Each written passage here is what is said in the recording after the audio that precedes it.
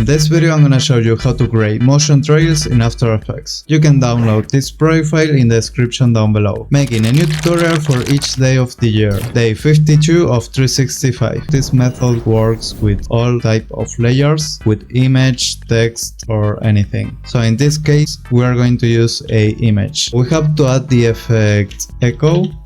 And first of all, we have to give movement to the layer so we can see the trail. Animate the position. I'm gonna select all of these keyframes and easy is with F9. So now we have this.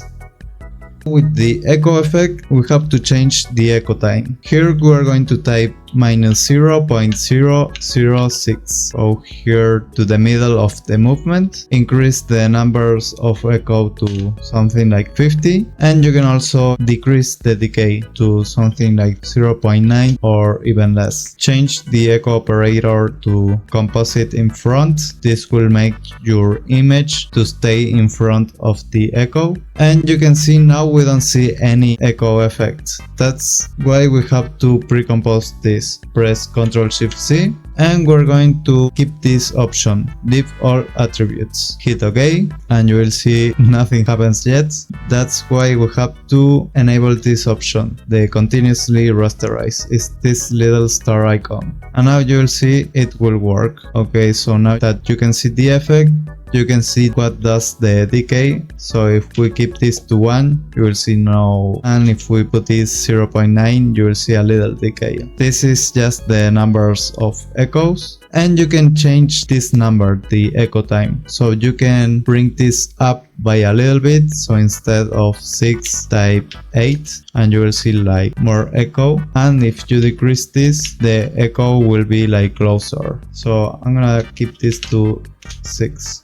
So you can see also the echoes here. If you don't want to see them and smooth them out, copy the layer with Ctrl+Alt+C. Not Ctrl+C, Ctrl+Alt+C, so we can copy all the properties and it will be linked to this layer. This will be like the parent layer. So let's paste them with Ctrl+V, paste the layer with Ctrl+V and delete the echo effect for this layer at the top. And now you will see if we change the position of the layer at the bottom, like here, it will also change the position of the layer at the top. So to smooth out this trail, we have to add a Gaussian blur to the layer at the bottom. So add Gaussian blur and check this box and increase the blurriness to something like 25 and you will see there now it's smoothed out.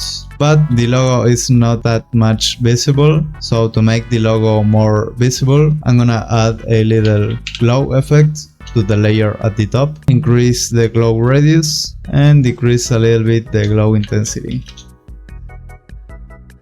So you can also change the color of the trail by adding a fill effect to the layer at the bottom. Let's call this layer motion trail and this logo.